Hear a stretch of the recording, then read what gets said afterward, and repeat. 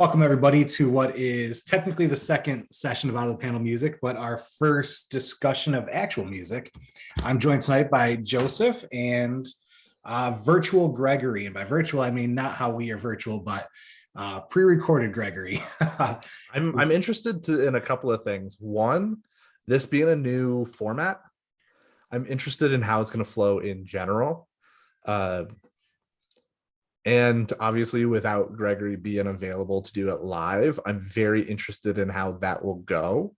And I'm also, which leads to a different wondering or pondering of how it's going to be when he's available, right? Because we know for the most part, he's not going to be available on Tuesdays. So this is going to be the new normal. But on the times he can be around, I think we're going to be so used to a certain format that it'll be weird having live Gregory back, but we'll find out. Maybe not. Maybe we'll just fall back into old routines. I mean, I will say, so I didn't listen to it in its entirety because I didn't want to spoil too much of what I heard earlier. I just want to make sure I could fit it into the segment. And in many ways, it felt like he was in my office with me when I was listening to it earlier. So the spirit is here, definitely. His quips will not be here, obviously. However, they're still alive in the video. And so awesome. As you all at home know, I don't edit these things. So we're going to screen share. We're going to stop. We're going to screen share. We're going to stop. And it's all going to be fun.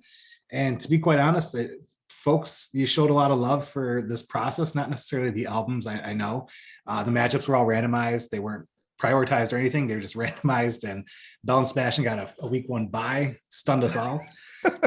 But here we are, and we're going to have a blast with it.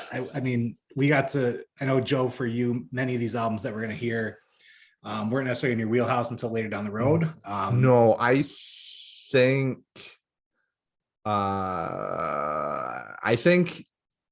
are, if we had more listeners, there'd be a lot of people that hated me after this, I think. They're gonna hate you even more after bracket 2.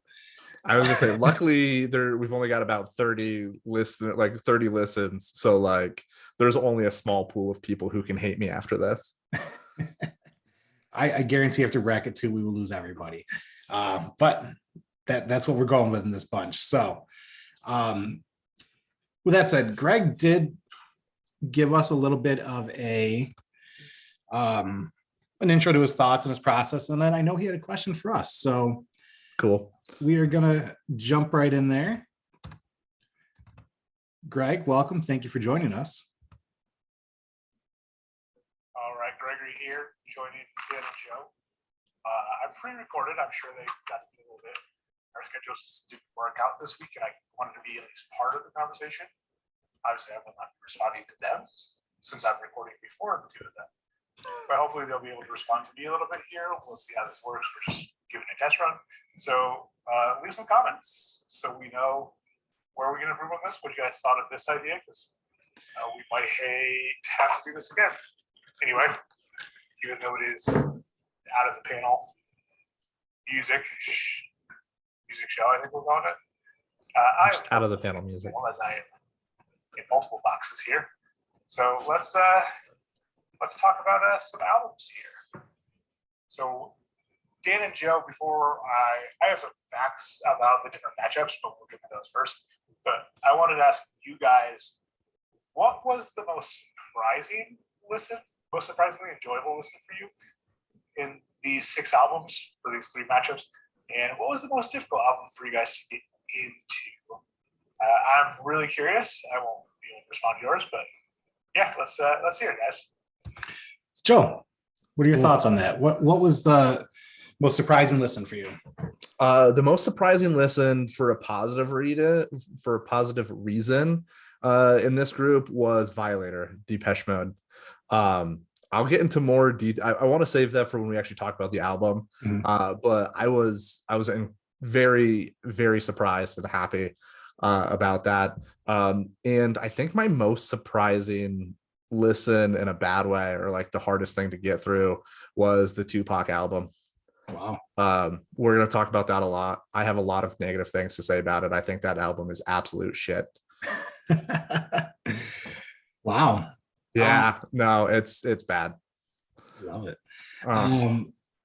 My most surprising listen, like when I went back and went through how much I enjoyed stuff, was actually the Tupac album. Simply, I forgot how great the production was on that and the features on it, especially for that time. And as a big hip hop head, I forgot just how much that contributed to a lot of different things at the time. I mean, it's songs that I listen to regularly. I'm going to get on that when I talk about the album, but that was that. The hardest one for me to get through that I almost didn't get through was the Bob Dylan album. His voice has gotten worse over the years. I have a quote specifically regarding that because I have similar thoughts about the voice.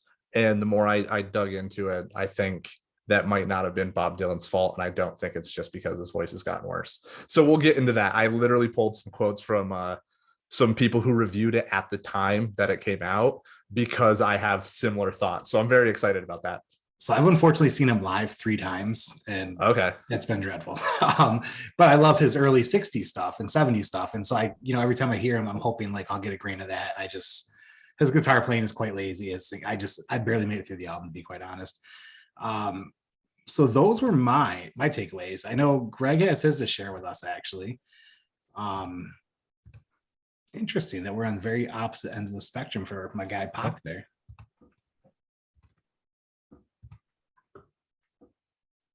Yeah, for me, Depeche Mode's Violator. I don't Brothers. think this album probably this is like 2004, 2005. I forgot how enjoyable it was. And it honestly had a tough matchup.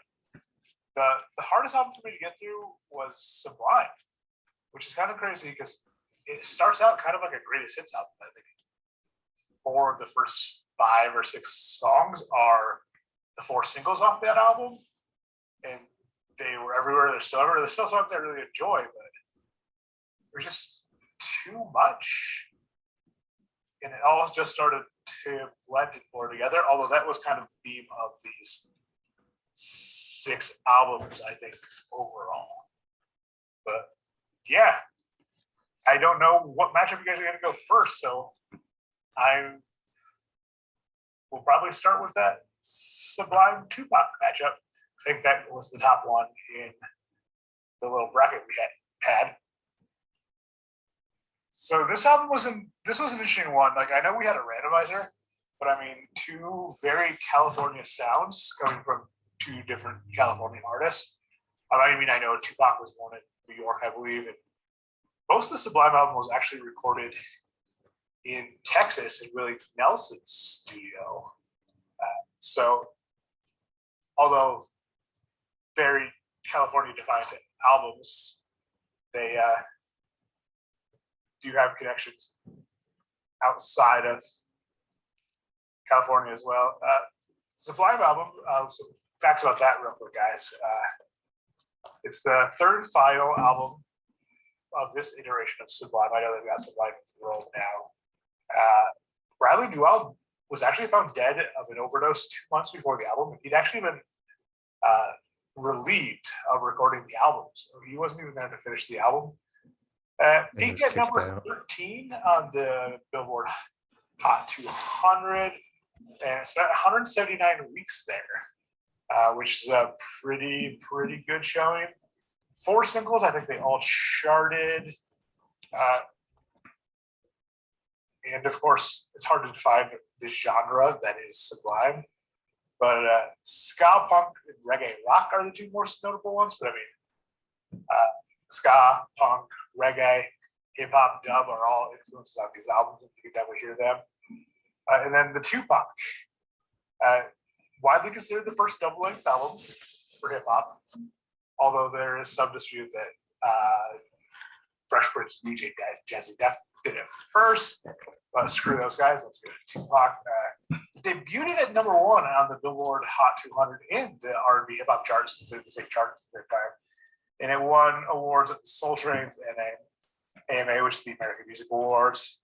It eventually went diamond, which is one of 2 albums I think that we're talking about this week that managed to do that. I think they both did it in '99. The reason this is a 2 album or a double album, oddly enough, is Suge Knight had to bail Tupac out of jail for a sexual assault charge. And part of the agreement was he had to record 3 albums for Death Row. And so this double album got us the first 2 of them. It was supposed to be released, like, I think, before Christmas of the 95. This is like 96. But Tupac was still, like, recording songs, which you can feel. So those are my facts, guys. Which one did you prefer in this matchup so the folks know? All right, so Joseph, thoughts on those 2 albums? Yeah. So can we hold on? With you screen sharing, Gregory, it autos to full screen for me. Okay, there are my notes. Okay, so first off, I kind of agree with Gregory on some points there, especially he mentioned like the beginning of this album almost feels like a best of, which obviously it isn't necessarily. But what happens is I feel like this album becomes wholly forgettable after those first 5 or 6 songs. And I think, and again, Gregory kind of alluded to this, and I think it's because Sublime had no actual direction, right? The lead singer, and I'm blanking on his name, and Gregory just said it. Yeah. He was so high all the time that I think it was hard. And again, this part's speculation. I feel like it must have been so hard to get anything from a coherent album perspective. For example, like Seed, the song Seed runs through ska, reggae, and every single punk subgenre there is, all in a 2-minute song. But the problem is it doesn't blend together. They are distinct 15-second songs, and it is brutal to try to get through this album in one listen. A lot of the songs aren't necessarily bad afterwards. It's just so forgettable. One of the notes I made, the hits are great. I get why they were hits. The stuff that doesn't hit, though, is incredibly forgettable to bad. And I think I was so negative going through these matchups that I pulled critical reviews and stuff to like from the time, so that it's not just me shitting on music that I wasn't listening to. I wanted to point out that I'm not the only one that feels this way on stuff. So Stephen Thomas Erlewine of All Music wrote at the time that Newell's death allowed the album to be slightly overrated in some of the critical components. The low moments don't arrive that often, but by and large, the album is quite engaging. But they happen frequently enough to make the album a demonstration of the band's blossoming ability, but not the fulfillment of their full potential. I think that kind of, I'm a little bit less high on it. I think parts of the end of the second half of the album are just fully bad to forgettable. But I think that kind of speaks to the same thing I'm trying to say. Like, there are parts where you really hear a good album and you're like, it's so close to being a really good album, but it just falls a little bit short, but yet it's still better than the Tupac album. Why this album, right? To me, it is so terrible. Tupac released 3 other albums in the 90s, and you could have picked any of those and replaced this album with those, and it would have been a better choice to me. Positives I wrote: the flow is good everywhere but Snoop's verses. I don't mind Snoop, but I don't like him as a feature because he has a very distinct choppy way that he raps. And when you put him next to somebody who flows kind of effortlessly and without pausing, like Tupac did, it's such a weird dichotomy that I don't like his verses. I don't like his features. Now onto the negatives. Not a single one of the tracks has any structure to it. The beats become repetitive for this reason. There's a reason, and I'm not saying all pop music's good or you have to listen to everything that mainstream music does, but there is an actual reason that songs consist of similar grouped chords and that they have distinct phases. You have intros, verses, pre-choruses, choruses, and the reason is it breaks it up and it makes it so it's not so monotonous to the ears.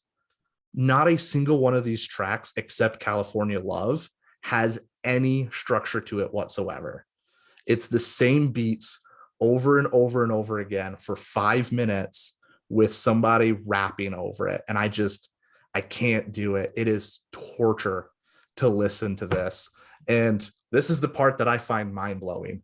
Rolling Stone agrees with me. This was their top 100 album. This is from their review at that time. It's like a Cali Thug Life version of Pink Floyd's The Wall. Pure gangster ego run amok over 2 CDs. At that length, the album's all hard all the time tone approaches caricature. They agreed, and yet they picked this album over any of the other ones that Tupac did that should have slotted into this place instead. I'm guessing you're going with Sublime over Tupac. Yeah, no, and neither of them are great albums.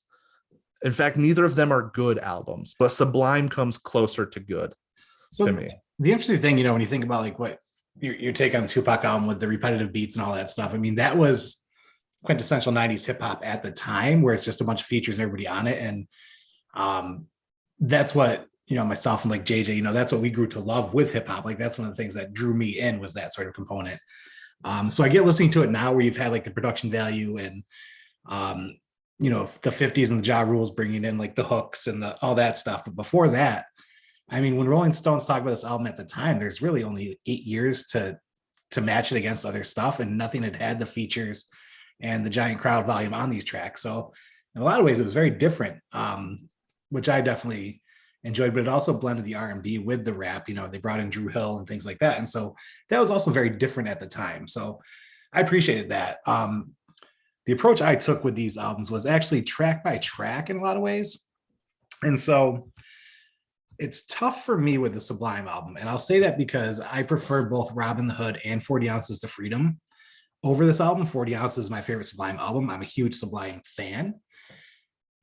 Listening to this took me back to my middle school bus rides after basketball games, where I just had my Walkman listening to this tape on repeat, because I loved the chaos of it. I will say, as the years have gone on, I can't listen to it all the way through. I get a headache. I'm just a boomer now. I get a headache trying to go all the way through. But there isn't a lot of flow to the self-titled album. My favorite track on it is April 29th, 1992. I think there's a lot of merit to that song. That's actually good choice. I think it's my second favorite Sublime song of all time. But the odd thing with this is, after coming down from Party album of 40 Ounces to Freedom, where it wasn't really about a statement, they're collaborating with Gwen Stefani and they're doing songs about, peace and love and drugs. They came to this one where it's like they were trying to be both self-aware and societally aware, in a way that just didn't come through. And so it came through with rebel guitars over lyrics that weren't quite thought out to the point where the songwriting prowess wasn't quite there. I mean, Garden Grove, love that song. I actually cannot stand listening to What I Got or Wrong Way or Santeria at this point, because I grew up in the age where they were everywhere. And I was just this kid who had all the tapes before they were cool. So I'm like there with my Sublime patch on my book bag, and all of a sudden people are singing. I'm like, what are you doing with my music? And that's interesting, because I'm almost the opposite, because I didn't grow up. I was like 7, I think, when this album came out, 96. Right. And so I only heard the hits later. And when you're removed from that situation, it does, and then you go back and look at it, it becomes very apparent why those ones were the popular ones. Like, yeah. You mentioned you like Garden Grove, and I couldn't do it. I think Garden Grove's not a super well done song. And that was like my weed smoking jam. It's like when I listened to that this time around, like, I'm just thinking back like memories. So I think that where you were at the time kind of has a lot to do with it too. I had my Wrangler book bag with my Sublime patch on it after 40 Ounces of Freedom was out. And, and so then I get to Tupac, All About You, Scandalous, which Nate Dogg the Great was on there. How Do You Want It? Two of America's Most Wanted, Life Goes On, California Love, I Ain't Mad at You, Picture Me Rolling. I absolutely love these tracks, and I bumped it so hard, like in the parking lot. I would love to re-listening to this album, because I'm back at work in the office now. So I'm rolling through the college campus, just bumping this in my car with my I Love Dogs magnet on the back, window shattering, because it just takes me back to a time that I really made me fall in love with hip hop. So out of the tracks, I mean, that was a double album, and on Sublime, I still have 2 more songs, like, because Under My Voodoo, Get Ready, Caress Me Down, Doing Time. I love those tracks off the Sublime album. So there were more tracks I actually liked off the Sublime album, but it's just a mess when I listen to it now. So if we're going for complete albums here, though I didn't mention all Pac's songs on it, I have to go with All Eyes on Me. And I know you mentioned like the other Tupac albums and things like that, and I kind of thought the same thing. So I listened to the other Tupac albums all the way through. They're very raw and didn't have the same beats. So like while Snoop has his flow that he goes with, it's perfect for the beats on here. And if Suge Knight's good at two things, it's murder and getting good beats. And so I think he nailed on this album for what it was. It took me right back there, but then I listened to like where hip hop went after that, and it just didn't hold up to what Tupac was bringing into the game at that time. And there's a reason why there's so many tracks that missed the cut on here that were all on his posthumous albums too. It was just this grand thing where he was in jail, wrote these songs, they had all the stuff for him to put out, and in a short time, it just never made it. So there's also an extended version of this if you're interested. I know you're not, I'm kidding. So I also, part of me struggles with like, I am not of the belief that you cannot judge art by today's standards. Mhm. I 100% believe you can, and you should. It doesn't mean you need to throw away things that don't necessarily fit in these things, but looking at things with a critical eye. And that's another part of this album I just cannot get behind. It is nonstop trash from a subject matter perspective. Mhm. Like there are multiple songs, I can think of 2 of them off the top of my head, that are just entire songs dedicated to why it's okay to disrespect this one woman. Mhm. Right. I think it's I can't even remember the full title, but Why They Call You a Bitch. Mhm. And that's on the second of the 2 albums, and there's one on the first as well. And it's like, to me, it's hard to get through those things now because I listen to it and I'm like, I can't get behind it. And even if I wouldn't have looked at it from that lens when I was 7, I am now 32. If I'm not looking at things through that lens, I'm doing myself a disservice, right? And so I can get behind just stupid, and I can understand like of the time. And I think that probably even speaks to a lot of people who are going through similar things or grew up in similar environments. So I think for a large swath of communities, like they see themselves in this music, they see themselves represented, and that is important for them to hear. I can't sit there and listen to it anymore. I mean, we literally dropped people off of this list. Obviously, they did specifically terrible things. And I mean, Tupac was in jail after a sexual assault allegation, right? So the one caveat that I think goes along with that, especially for this particular time in music with these particular artists in the hip hop, is the persona they had to maintain versus who they were in person. When you hear about like Jada Pinkett talk about Tupac at that time and everything else, and you read what he wrote and his homeless missions and stuff that he was trying to set up.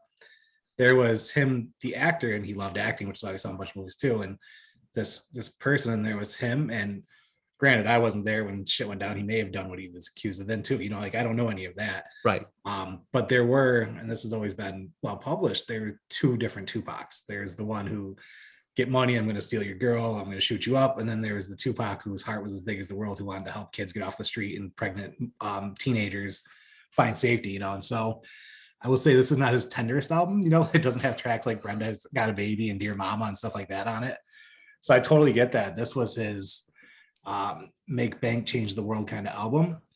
And when you do, especially if you're not somebody who's listened to this and you have a 2-disc to listen to of it all, that can be quite overwhelming. And I don't agree with half the shit that's even said. And part of me, and I'm probably guilty of this, it just goes back to the playfulness of it all for me, of just reminiscing and playing at parties. And to be quite honest, I was not always fully aware of the lyrics until I got into my older years too, where halftime for me was just like, it felt fun to listen to. And then right. And I think I'm gonna skip ahead just a little bit here, because I think similarly with at least some of the Nirvana stuff, specifically In Bloom, Mhm. I don't think I'd ever really listened to the lyrics of that song until recently, because I'm pretty sure that song's about child molestation. Oh, there's a lot to that, yeah.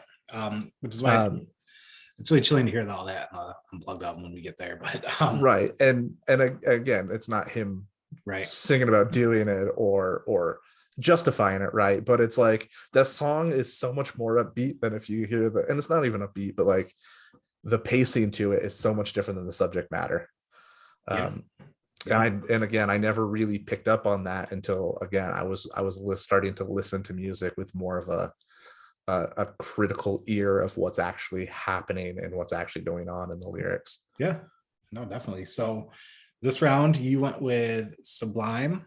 And it's not to, and again, it's not to shit on Tupac, it's to shit on this album, because honestly, if it was Me Against the World, I think I'm probably in the Tupac camp against this album. But if it's All Eyes on Me versus Sublime, it's Sublime. And let's hear from Gregory. Awesome. I obviously have no idea what you guys decided on. I will find out when I watch this back after you guys post it with everyone else. But this one, I thought it was going to be Sublime because this Tupac album is just too long. But even though it's like I think an hour and a half, I think one of the reissues is over 2 hours.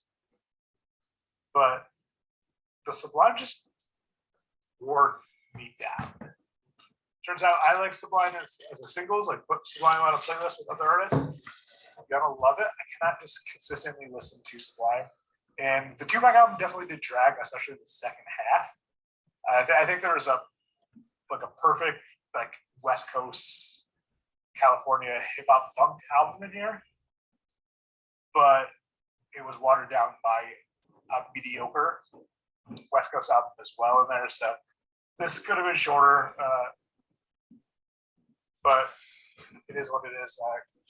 Still a great album. We would dive in for a reason. So for this matchup, I'm gonna go Tupac.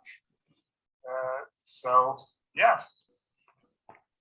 The next matchup on our list was Bob Dylan's Time Out of Mind versus going to be the Boss's The Ghost of Tom Joad. And another interesting, like, I know it was a randomizer, but honestly, Joe, I think you just picked albums that you thought should be going up against each other. I wish. Time Out of My Mind won 3 Grammy Awards, including Album of the Year. Really considered an artistic comeback for Dylan after a really weak 80s, which, I mean, it's Dylan. He's been around for some reason and had down periods. This was his 13th album with new original material, and it was the first since 1990. And if you guys didn't listen to it, I don't know if Dan and Joe have said this already, but it's a very blues album. Not that folk rock that we're used to for Dylan. Sure, that's one way we could frame it. But yeah. I bring that up too. Tom Joad was the 11th album for the Bosses, the second acoustic album for it. It won the 97 Grammy for Best Contemporary Folk Album. It only reached number 11, which ruined That's not good. 8 consecutive top 5 studio albums for the Boss. So yeah. What do you guys think? Which album was this for you two? Joe, what'd you think, my man? Oof. Okay. So here we start getting into this the matchup in these two. I struggled with these ones as well, but for slightly different reasons. And most of it had to do with, I think they're both collections of well-written songs. And I think they're well-produced albums. So kind of my notes on the Time Out of Mind. I do think the music is excellent. I enjoy that. Other than blues is not for me, and it is very bluesy at times. He does still fall back into some of that folk rock on a couple of these tracks, but for the most part, it is very much a blues album.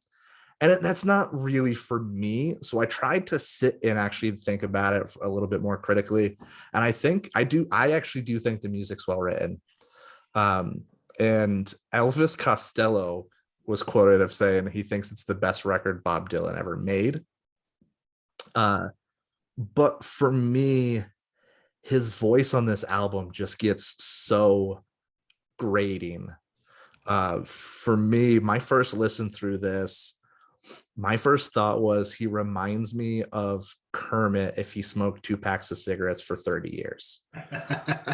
And I could not get through it easily for that reason. It was a good solid musical base with just this ear grater going.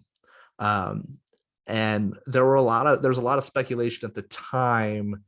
I forget who the name of the producer, but there was a lot of blame thrown his way. For example, Michael Gray, a music critic writing at the time, said that Bob Dylan's voice was so buried in echo throughout the album that there is no hope of hearing any of the detailing in his voice that he is known for. And again, you mentioned, and I'll let you get to it actually, but like, so for me, that ruined it for me. If you take a different set of vocals over that album, I probably really, really enjoy it. As it is now, can't really enjoy it, but it's still better than the Springsteen album. And here's why I think of that. I truly think this is probably a perfectly good album for some people. I have similar feelings that this has a very solid musical base. If I take any of the tracks individually, I enjoy them. But at some point, I really do think music needs to be enjoyable. Yeah. And when I say that, I don't mean everything has to be upbeat or everything has to be happy topics or anything like that. But like, for me, I have to enjoy listening to music, at least at some point. And this album is relentlessly depressing. It starts from the very beginning with the Ghost of Tom Joad, the titular song, and never fucking stops. It is just hard to sit there and listen to over an hour of this guy being depressed. It's just too much. And again, I'm trying to pull critical reviews of the time to show that I'm not just being a downer on things. Bill Wyman from the Chicago Reader said, stolidly depopified to ensure that no one will derive actual pleasure from it. That's perfect. That was from his review at the time. And I have to wholly agree.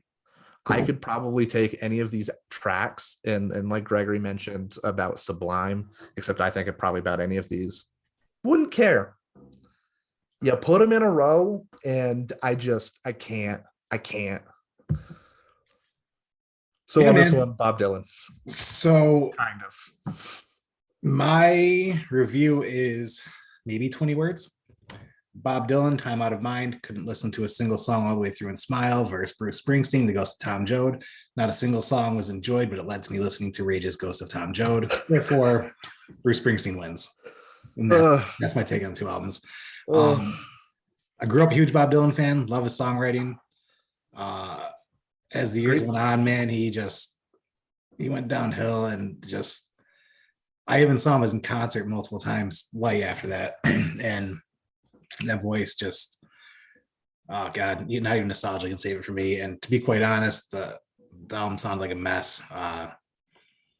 Just see, I wouldn't go that far. Like I said, I really do think there's a good, solid musical base to probably both of these albums, but they're so hard to listen to for obviously different reasons that I actually, if this wasn't a tournament style thing, neither of these would go through.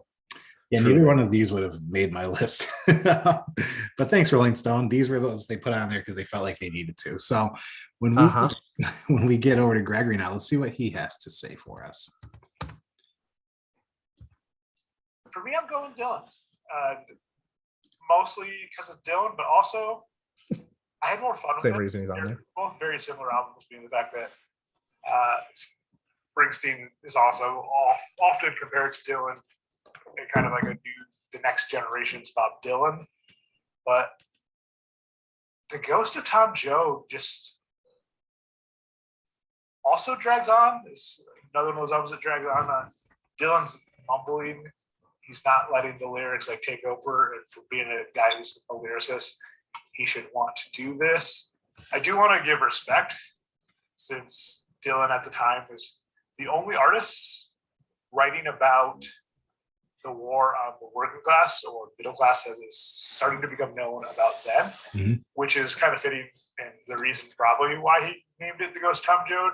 Tom Joad being the famous character from Steinbeck's Grapes of Wrath, which is about like the Depression era family, so and migrant workers. So it makes sense that this would be the title for this album. It doesn't get me. It's so boring. Where like I don't think this is my favorite Dylan album. Some people have it listed as one of their favorites, really well reviewed, but it really only edges Springsteen out for me because he changes. Like there's like some songs say changing tempo, he changes like his voice lyrically. There's more variety in this Dylan blues album than there is in this folk album from Springsteen. So Absolutely agree with that. Was what won for me. So you both went Bruce, Banner, or you both went Bob Dylan. Is really Depeche Mode's Violator peaked at number 7 on the U.S. charts. I think 2 in Britain, there for Britain. 1 in France, 1 in Spain, was 1 in Germany. I think it was 2 in Canada too. It's huge globally. Internationally charting album. And everyone knows Personal Jesus. Like it's just one of those songs. Really great album. And I think I listened to this one directly after the Tupac album, so it was a breath of fresh air for me. What a transition. Then I'm not going to say much about the Nirvana. We got second Nirvana album. It was the first album to feature Dave Grohl. And it's just, this album's insane. I think Guitar Worlds and Kurt Cobain's guitar defined what guitar would be or what 90s guitar would be. And that's something pretty like universally claimed at the time, was what that music was. I think the most interesting fact about this album is Giffen put other records on hold to fill the demands of the Northwest album all alone. So kind of crazy that they put other artists that burner to get this one out to people, because that was what the demand was for this. This is the other album that did go diamond in our thing. It went diamond in 99, I believe. It's multiple platinums in multiple countries as well. Has 87 re-releases. Guys, which one won here for you? So earlier I told Joseph that this is like when we watch the VH1 documentaries or music shows where it's like everybody's cut and stuff. Am I not wrong? Am I not right there? Yeah, no, it's the only difference is, and it's something we need to maybe figure out and work on a little bit, is his audio. The fact that it's recorded and then played from your computer afterwards, his audio is not good. So we might need to maybe come up with something for that, but I do like it. I think it's working pretty well. So you got these 2 albums here. You got Depeche, you got Nirvana. Yeah, finally things I actually really enjoyed listening to. And truthfully, I wasn't sure I was going to. I wrote this in my notes for Nevermind, but I'll kind of say it as kind of a thing for both of these. After having gone through the first 4 albums, knowing that there's quite a bit from all 4 of those artists that I really enjoy, right? Like there are hits from Sublime I love. I like quite a few Tupac songs, just not that album. You know, The Boss is The Boss, Dylan's Dylan, right? There are so many things I like from them, but then listening through these albums and just being wholly disappointed. I truly thought this was going to happen, right? I thought I was going to turn on Violator and I was going to like Personal Jesus and enjoy the silence. And I was so wrong, and I was so happy about it. This album is wonderful. It's interesting. There's a really cool mix of that kind of 80s electro sound, Synth pop, yes. yeah, with a lot of really great pop undertones, and it works really well. Whereas earlier I mentioned Sublime was trying to do too many things and none of it blended well. I really think on this album, Depeche Mode managed to neither overdo or underutilize any of its main aspects, which is something that was pointed out a lot in the reviews, is that for this one, they actually kind of turned their experimental sounds down a little bit for this album, and it blew up. There was a quote from one of the members, I can't remember which one, but he basically said, "We were going along just fine, and then this album came out and we exploded." And I really do think they found such a beautiful balance on this. I had zero complaints listening to this album. I very much enjoyed it. And I thought going into Nevermind, something similar might happen, where if you look at the breakdown of how, like, the track listing on Nevermind, in the first 6 songs, you have the 5 mega hits that came off this album, right?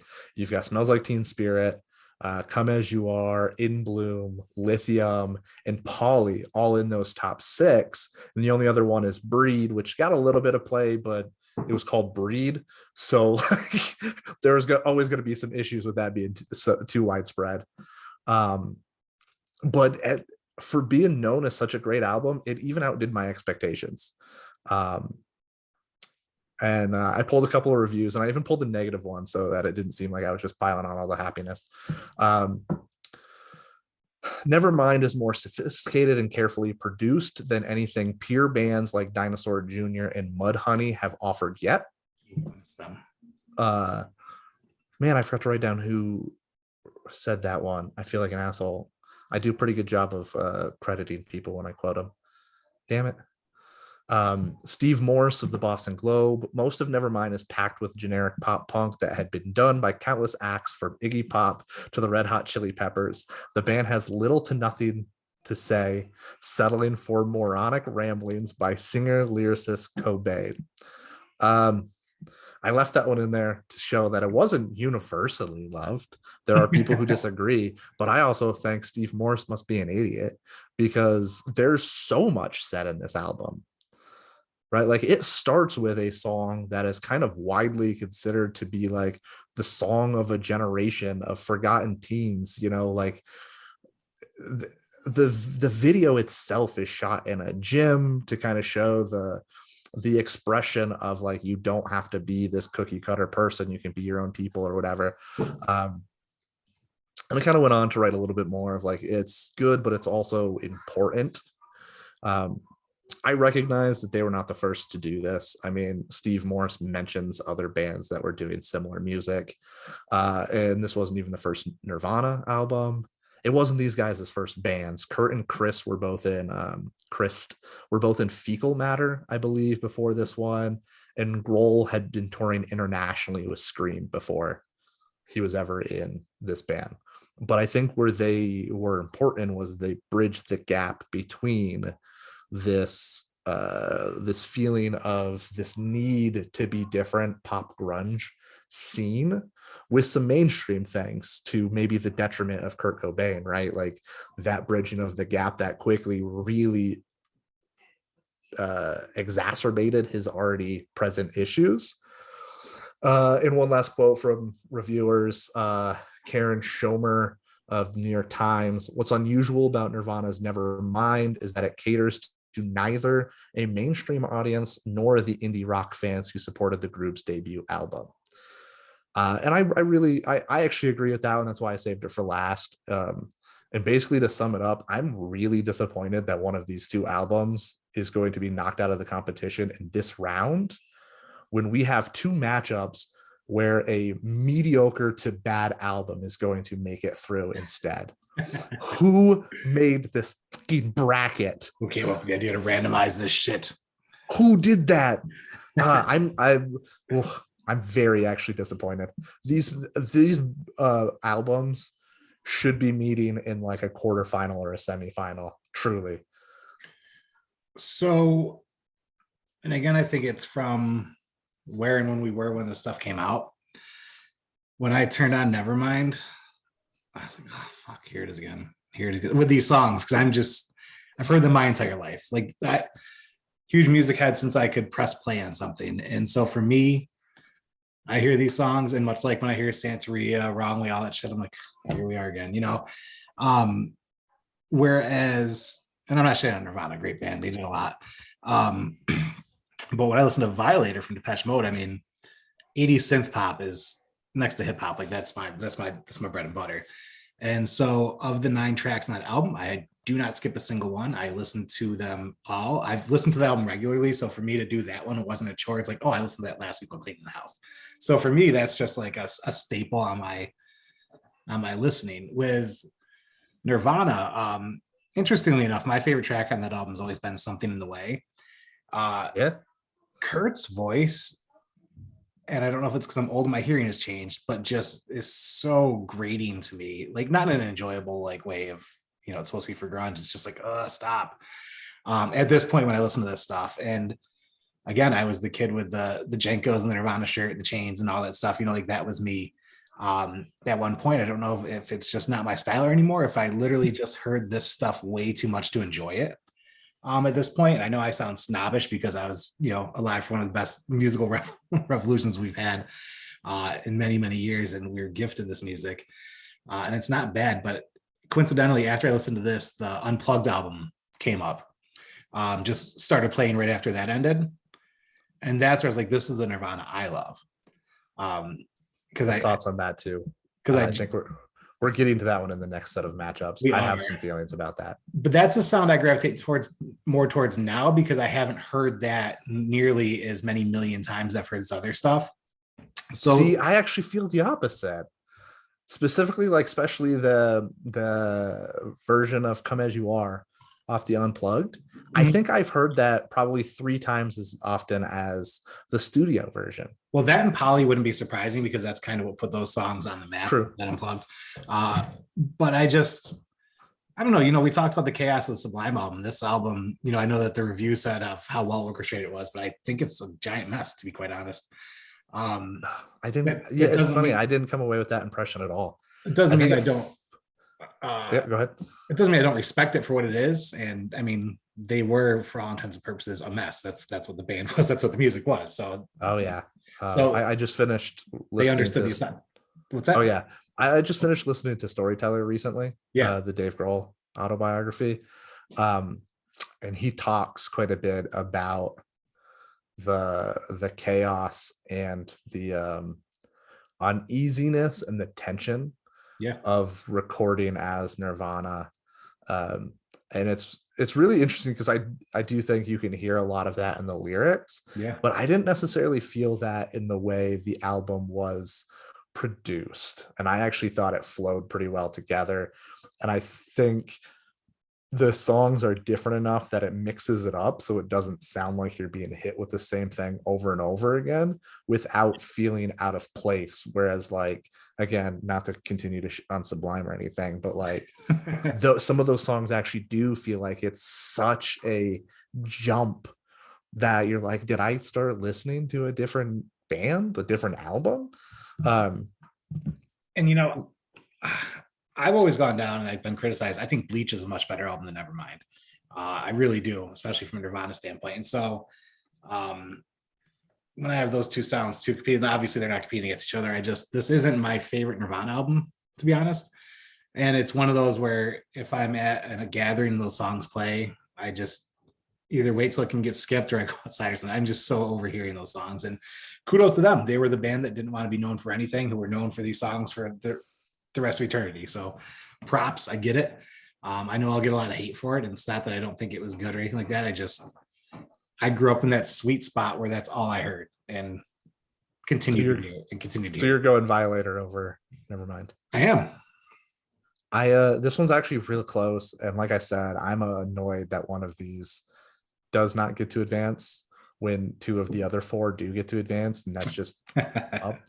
I should have picked these I should have hand picked the matchups. I still think Nevermind edges it out slightly for me. Mhm. And I think if people are voting without listening, they're going to vote the Nevermind as well. And even after listening, they may still, because I really do think these are both tremendous albums. And I both honestly of them, think just from a music and production and everything standpoint, I mean, that Violator album is gonna probably be one of the top 10 on our list, to be honest, as I go through those. And so that's why, it's very good. I was impressed. And I think, I don't even remember what number it is, but it is not, hold on, let me find him again. like while you're looking for it, I think whether you're a fan of that style of music or completely different music, I think if you love music and appreciate it, listening to that album, you can't have anything but admiration for it and enjoyment with it. Yeah, I don't know. It's not a perfect album, but I think of the 6 albums, it's the most perfect album of the 6 that we got. Yeah, I don't think we're ever going to run into a quote unquote perfect album. Truly, I think perfection's is obviously not a real thing, at least not to me. But I kind of agree. I think Violator was excellent. I think it's also probably a tighter production. I think you mentioned there's only 9 songs to it. It's 47 minutes. How much? 47 minutes. So I do think, if I remember correctly, because I think it's the shortest of the albums we listened to in this matchup as well, which has some nice things going for it, right? In that you can pick. It's almost like when you go to a festival. One of the things I love about going to festivals is you only get a band's best work. Right. And if you're a diehard fan, you might hate that because you don't get to hear any of the deep cuts. But in a festival environment, it's super nice, right? And I think we get the same thing from Depeche Mode. Whereas if I remember correctly, the Nirvana is 58 minutes. Which is something like an extra 3 or 4 songs. So you're looking at 3 or 4 extra opportunities to not have your best song ever. Yeah.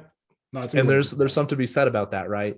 In that, like with the Tupac, both Gregory and that one review kind of alluded to the length of it. Like if it was half the length, maybe it's not as hard to get through because it's not just in your face punching you in the nose for 2 hours, you know. Now Violator was 57th. Wow. It was actually the lowest of these 6 on the original Rolling Stone. I didn't want to bring up the numbers of where Rolling Stone has it too much because I don't want to influence the votes too much with that portion of it, so I'm not going to mention any of the others. Just that Depeche Mode is actually the lowest and might be the actual best of the ones, although I really do. It's so close between that and Nevermind that this is the one of the 3 matchups where I won't care who makes it through. Like I said, I mean, I get the significance, the relevance, the sound of it in Nirvana. I'm at that spoiled sweet spot where I had it all and I've heard enough kind of thing, you know. And so and there are that select few of us, because I was talking to a couple of friends about it, who, you know, like we've always made playlists at parties and stuff like that. And so I just sent out a text like, so if I were to add these songs to a playlist, and, you know, I featured a bunch of Nirvana, and 2 of them replied everything but Nirvana. And I'm like, yeah, that's where we are, as just a group for that age bracket. So totally get it. But I do appreciate the contribution they made to music. Now, we haven't heard from Gregory on the matter. We haven't. That's right. Where is he? Gregory? What is Greg doing out there? Wake up. I really need to ask. He's just over there talking to himself. Yeah, it's got to be Nevermind. I know it's number 1 on this list. I don't know if it's going to win since we're letting the fans vote. I definitely don't think it would win if it was just the 3 of us deciding, because all the Nirvana albums are on there.